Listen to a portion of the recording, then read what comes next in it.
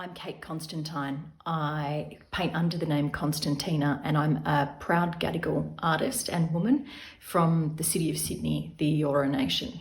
I started painting again when my first child was born. He's now almost 5, and I have another little boy who's 18 months old. I think I rejoined painting just broadly as an expression of both motherhood but also of myself. I think it's really easy to get lost when you have a child in the baby and the family and the doing and the busyness and the sleep deprivation.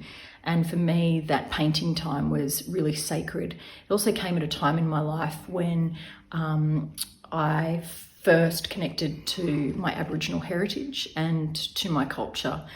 So for me, those two things became one really big monumental shove for me to push what was already a keen creative practice in film and television and push it squarely into the world of painting.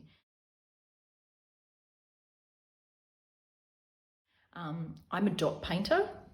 I don't know why. It chose me. I didn't choose it. It's just how it comes out. It's how I think. I think in black and colour. I think in white and colour. I think in dots and shapes. And I dream of culture and the things I want to teach others. And those things marry together to create my work.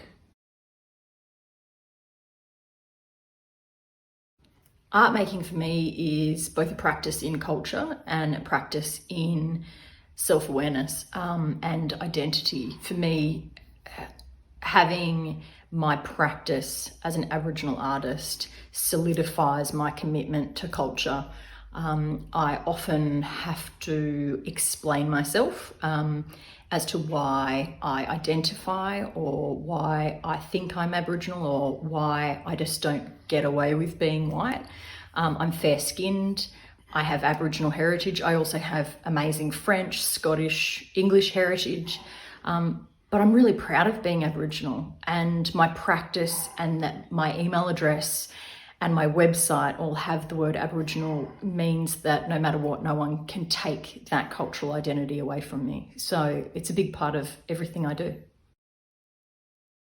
As a Gadigal artist who currently lives on Bundjalung country, the land of the Arakwal up in the Byron Bay hinterland, I'm constantly obsessed by the natural surrounds.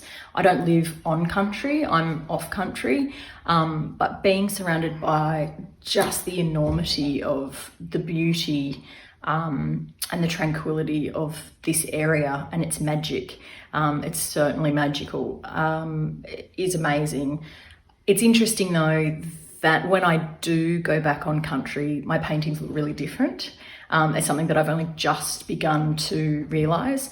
You can notice that the paintings that I either formulate in my head or physically paint when I'm in Sydney are much lighter and much brighter than the paintings that I paint up in a lighter and brighter place in Byron Bay, which is, I think, quite quizzical.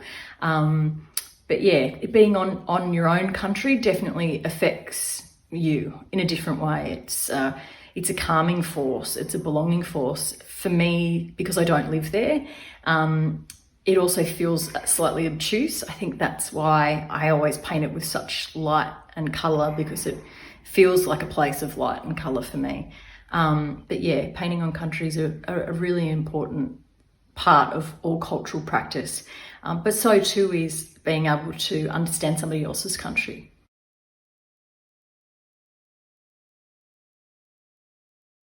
I'd be lying if I didn't say I wasn't completely rebellious by nature, and that I have a really strong sense of duty to my culture. It almost feels in some ways, around my artwork anyway, that it's somewhat of a crusade. I do like to shock, and I particularly like to shock white people. I think walking into a room, people don't expect me to be Aboriginal, and therefore say some really hurtful and horrible things.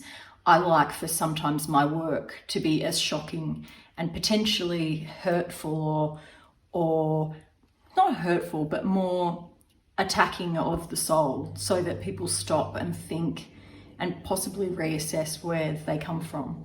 Racism is endemic in Australian society, and if my paintings can change one mind at a time, or one mind from each show or one mind from each painting, then I've achieved success.